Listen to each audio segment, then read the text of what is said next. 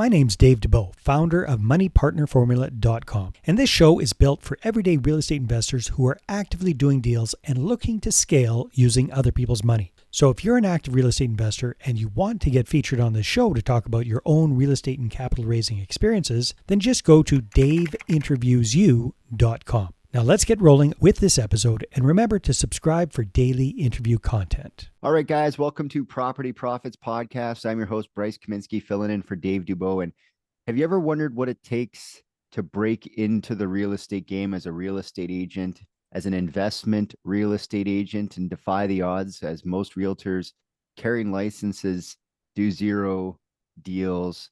And in the first year, Kyle here has really defied the odds. My guest tonight, Kyle King, is going to tell us a little bit more about the market and his first step into the investment stage. Kyle, how you doing tonight?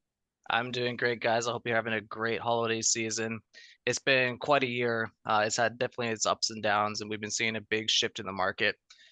We've been in a fairly balanced market for the last year. It was majority a seller's market when those interest rates were below 2%. Right now, we're seeing about 4.5 months of inventory on the market. We're shifting from a bit of the balanced market. Now we're moving into the buyer's market. As you know, it's simple supply and demand, guys. More supply on the market, low demand because of the interest rates, lower prices.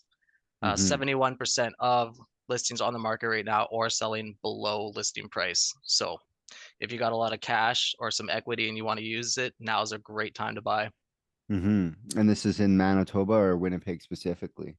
Manitoba, well, with our stats, it's pulled from Winnipeg, but you can usually pull those stats pretty consistently around Manitoba. But for the actual stats, they're pulled from Winnipeg. So you weren't a real estate agent for, you weren't really in real estate until recently. What were you doing before real estate? Before real estate, I was on the grinding wheel, little hamster on the wheel with CN Rail. I was on call. I was never home. I made a good day. I made a good wage, but I spent a lot of time out of province and other terminals. And like I said, just never home every night. And that's just not the way I wanted to see my life going. I wanted to be home every night, live comfortably. So there was probably other, businesses you could have got into. Why real estate?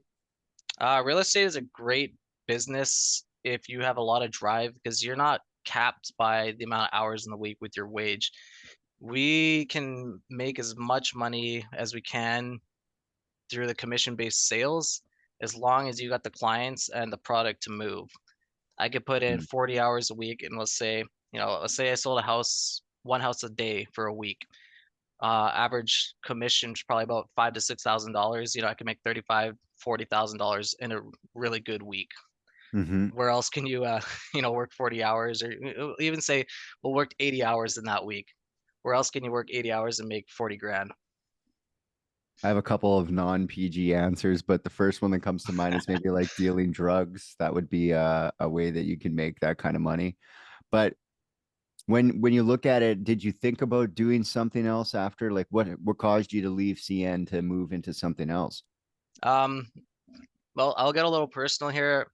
I was one of those guys who was not into the vaccine. I didn't believe that I should be mandated to get a vaccine to continue my employment at CN. So it was a bit of a personal decision that that led me down that path.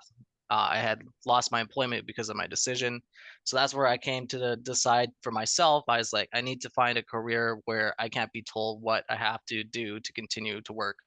And you found that in real estate, it was, because I know as when everything was locked down, they didn't really stop us from doing business. This was an essential service, so we could continue doing business. There's a few more precautions, wear a mask, sanitize your hands, sign in on this sheet maybe, but for the most part it didn't really affect the business that I was doing at the time. Real estate just kept on chugging. In fact, it was probably some of the, let's call it the boom time. It was really booming there for a bit. And so there's probably other opportunities, but are you glad you decided real estate was the path? At the end of the day, I am definitely glad that I chose real estate. It's been a bit of a challenge. Nobody told me how expensive it was to be a realtor until I actually got into it. Yeah. But once you get to a point where you get repeat business and you're getting referrals and stuff, and I'm not on the streets door knocking, I'm not chasing all the FISBOs and Hmm. showing a buyer 30 houses before they decide to buy something. That's when you've made it in real estate. Yeah, Maybe you've you get, learned the yeah. you learn the secret that it's being a listing agent is where the money is, not showing a bunch of houses to a bunch of people who never buy anything. So, um, have there been any challenges as far as, because we were talking a little bit before the show, you recently, a lot of real estate agents, they see deals coming over their desk all the time. And one of the biggest regrets I hear, especially from agents who are like 50 or 60, I should have bought 20 years ago. I should have bought all those houses I saw for 10 grand or 20 grand. I'd be a millionaire now. So recently you mentioned to me that you finally uh, took advantage of seeing that thing in your expertise to find a commercial property. Yeah, so with this commercial property that I was mentioning, my wife, she's a piano teacher, so she's self-employed. I'm self-employed. A really great opportunity came up in Steinbach, Manitoba for a condo commercial space. It's currently run as a sporting goods store. Mm. So what we did is, we lowballed the offer a little bit with the market not being as great. It's been on the market for a long time. They came back a little bit higher, but overall, we did very good on the deal. And with the rent that we're getting just from him, that was covering 75% of the cost of the building with the mortgage, property taxes, insurance, condo fees, and Hmm. utilities. And we still have an additional space that we could rent out to cover that other 25%. So my wife could basically teach out of that studio for free now. There you go. So that's really, I guess you're like, it's kind of like a house hack. It's not a house hack, more like a business hack where you're getting an operational space. And I've heard this a couple times from people in the commercial space that they're able to get a commercial building that's got some mixed use, like some tenancies above it, and then they're able to have an office for free because some of the other building pays for the rest of the building, and they're essentially getting to operate out of the building without any sort of like additional cost. So um, is your plan, now that you kind of see what it's like to own this thing, do you plan on buying more, looking around, expanding that portfolio, or is that it, one and done? I definitely, the biggest success you will have in life is having passive income. And there's no Mm. better passive income than real estate. You're going to gain equity in your properties, whether it's commercial, residential, even land, every year Hmm. as you pay those debts down, and they just gain value over time on the market. So at the end of the day, if you're, let's say you start small, you pay off one, and then you got two properties paying off a third property, three properties paying off a four, and you just kind of snowball it. Hmm. So that's kind of where the end goal is, and you make enough passive income where you don't have to work as hard, or you don't have to work at all. So is that the plan? You're going to start buying a few more in Steinbach, or, what does 2024 look like as far as your real estate is concerned? 2024, as long as I'm making good enough money, I'm going to continue to buy, especially if I could right now, I definitely would be buying more. That's for sure. Have you looked into using other people's money and starting to do like joint ventures? Because most real estate agents see these things, like I was saying, coming across their desk, or maybe someone brings them something. Um, does it ever cross your mind that, oh, I could raise some capital, get a joint venture partner, capitalize on these opportunities that I'm seeing? It's something that I've definitely thought about, but I just haven't utilized that opportunity yet. I still got to learn a little bit more about that kind of investing. So, Mhm. at the moment right now is just kind of me, and I like being 100% in control of things. I kind of don't like whether if it's a 50-50 or whatever the case is, when you have another person, to me, sometimes it can complicate things, but it's definitely a great tool to use if you don't have cash flow or equity or just free up cash to use. Yeah, so you want to be the majority partner, or rather, you don't want to have any partners. You want to own that thing Yeah. under your own belt and do that, as many times as you can before you have to bring in partners. Is that kind of what I'm understanding? Yeah, definitely. And if you are going to be a partner with somebody, always make sure you're the 51, not the 49.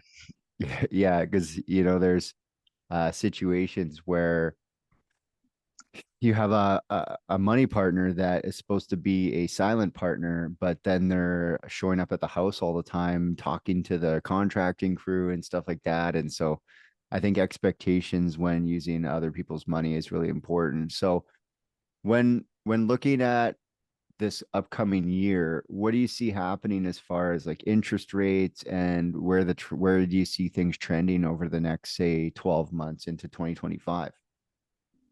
Well, I'm not an expert on interest rates and nobody can predict exactly what is going to happen, but I have been talking to different mortgage brokers in and around the area. What we're expecting is that, by spring, summer, we're going to start to see some drops and hopefully we're back around that 5%. Prices might start to go back up at that point, but Mm-hmm. that's speculation at best. At the end of the day, within 2 to 3 years, though, these interest rates are going to have to drop or people won't be able to afford their homes anymore. And that's just going to be a great opportunity for people who have some cash at that point to kind of swing in. But like I said, we can't count on it. I'm not an expert and we can't see the future. And one other thing I have heard is that in Manitoba, we are going to start seeing those 30-year mortgages again. Instead of a 25. Yeah. Yeah, I was overhearing rumors of like 40 and 45-year mortgages in Toronto, in the Ontario market, just to be able to offset these renewals. Because you're right, these renewals are coming up, and while they could maybe barely or comfortably, whichever, afford their mortgage when they got it at like 2 or 3%. What are they going to do when they have to renew at 5 or 6%? That's really going to change the mortgage thing. So they're really going to have to renegotiate how they're doing mortgages, especially in Ontario. So it's nice to see a 30-year for affordability, and that might actually help us with our cash flow numbers, because if we can slightly reduce the carrying cost in a monthly way, then we can certainly try to put a little bit more fire back in the cash flow game, because those interest rates are really eating at what it is that people traditionally do. So when when you're buying and selling houses now, what are you seeing as far as what's moving and what's not moving? Um, right now, first time home houses, like that 250, 300, even a little bit lower, they go so fast because everybody's looking for it. That's what people can afford right now. So yeah, if you got a first time home anywhere, even say 175 to 300, those houses don't sit very long. Mm-hmm. So Um, it's a people up above that range that are sitting a little bit longer is what you're seeing. yeah, once you start getting to those, middle class, upper class houses, those are the ones that tend to sit a little bit longer. Just because not everybody can afford a $500,000 house these days, especially at 5% interest or 6% interest. Yeah, so if you look at, real estate so far and what you've been able to accomplish, what would you say your unfair advantage is? What comes easy to you that other people might find difficult to do? I spend probably about an hour a day chasing FISBOs. For anybody who doesn't know, that's a for sale by owner. These are Hmm. people who aren't usually as educated towards real estate and the market and have a hard time pricing their houses. And let's be honest, where do you go when you're looking for a deal, Bryce? Um, well, I got a couple different strategies, but nothing hurts. It doesn't hurt to call that sign in the window to say, "Hey, what's the deal?" Yeah, I'll even call a for rent sign and say, "Hey, do you want to sell that thing?" Because there's two types of FISBOs in my world. There's the for rent sign, the tired landlord that's got a vacancy, and then there's the looks kind of shabby. And sometimes it doesn't even have to be that shabby, just as for sale by owner. And it's like the dollar store sign with a sharpied phone number on it. Hopefully it's a 204. And yeah, I'll call them up to see what the deal is and if there is one to be had.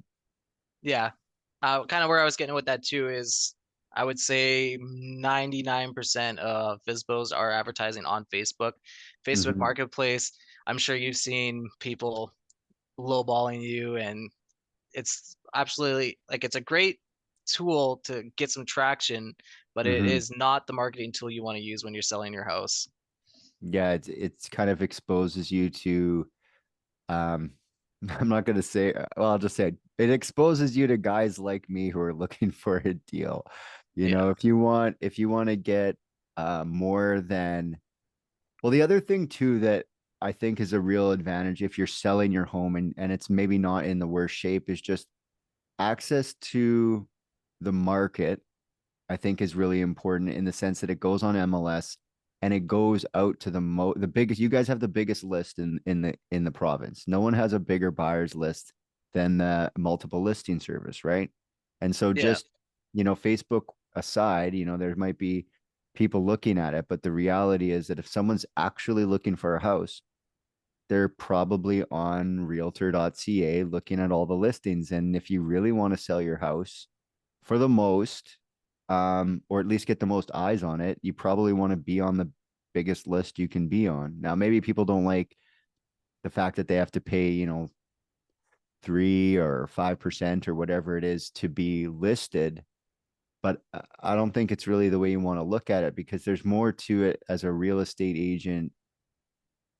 Because the other thing too is like, if let's say I have my house as a for sale by owner on Facebook, all night, I'm getting like, is it still available? Is the house still available? And you're paying the real estate agent to not deal with that and to not have to show the house. Like I'm at work, they want to do a showing at 3 o'clock. Sure, I'll put the dogs and the cats in their kennels before I leave for work, and you can show the house at 3 or whatever. I don't have to do that. People sometimes forget about the service. So, what would you say sets you apart from the other real estate agents that you think gives you an edge when it comes to selling and helping people sell their houses?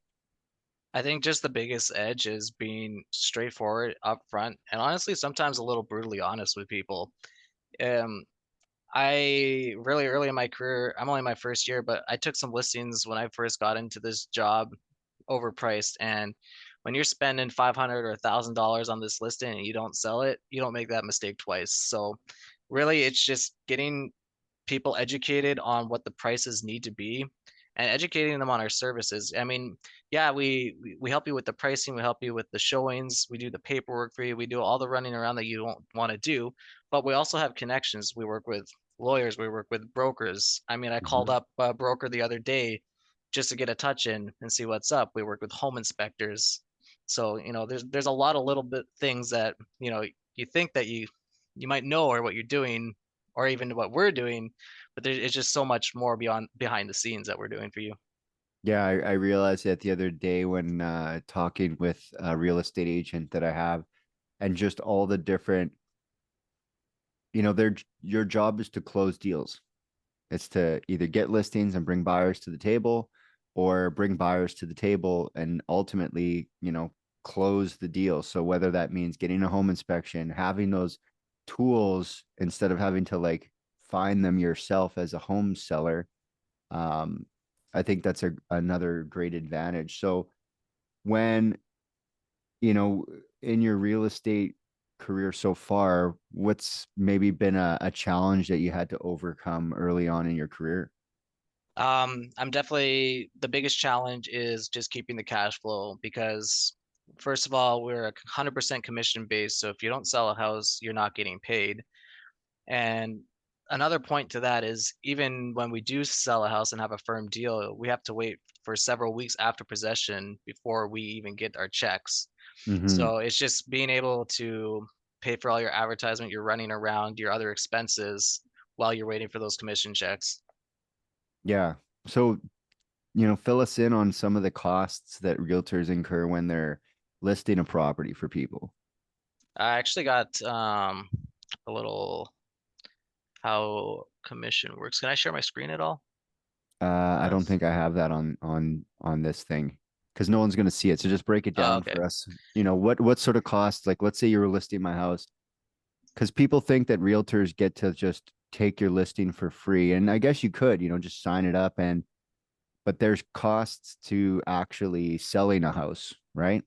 So if Yeah, for you so as the listing agent, what sort of costs do a typically a real estate agent incur? well, it's going to be about 50% right away before I even get to your house or get my commission check. It's going to be taxes and commission split. Right now I'm on a 70-30, so 30% of what I make goes to the brokerage, and then I Mm-hmm. put 20% to taxes. So Mm-hmm. that leaves me with 50%. I haven't even spent any money on marketing, advertising, pictures, or nothing. Mm-hmm. So I budget about 12.5% for my marketing portion, and that's going to be, magazine worthy pictures. We get videos, listing fees. Every time I list something, I get charged for fees. I got to pull the title for your house. I get charged for fees. Mm-hmm. Um, Open houses. I got to pay. It's about $50 just for advertising for an open house every time I do an open house. And of course, signs. I mean, I've lost probably about 3 or 4 signs there in the north end and the west end this year. People seem to like to take them home.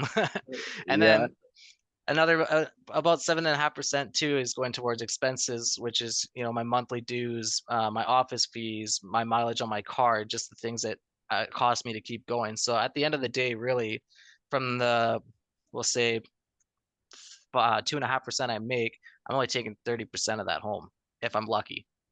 Yeah, sounds like a business, So selling more and more properties is going to be really important.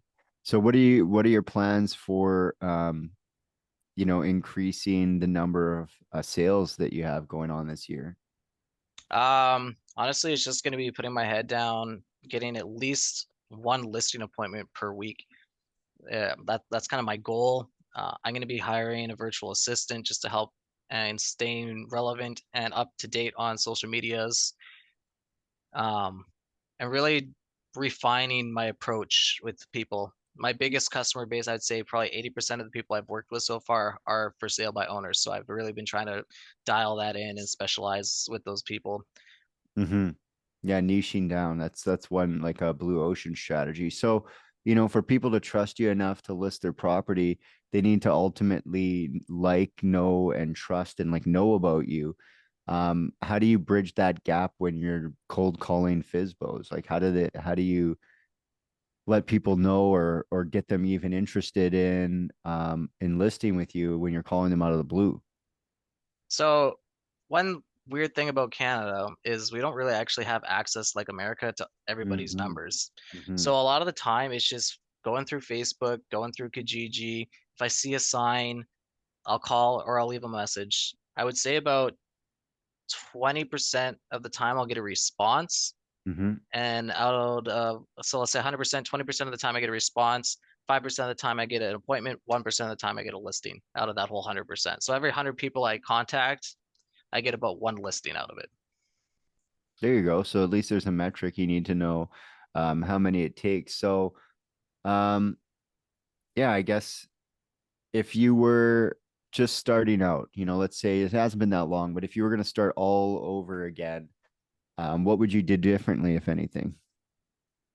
Um, I would have waited till I had a bit more of a bank account saved up. I started a really bad time where I didn't have a lot of savings.